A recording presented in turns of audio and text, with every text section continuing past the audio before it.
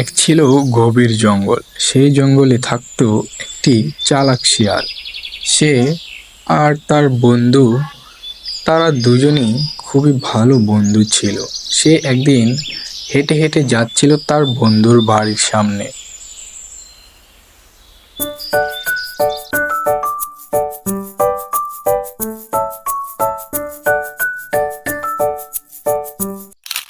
প্রায় অনেকদিন হলোই চিন্টুর বাড়িতে আসি না।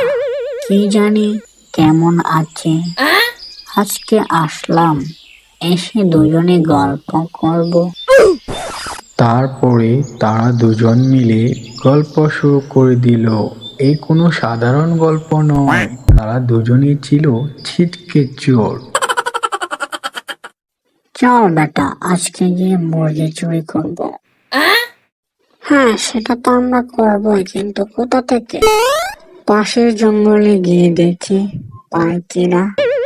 ঠিক আছে, চলো তাহলে যাই।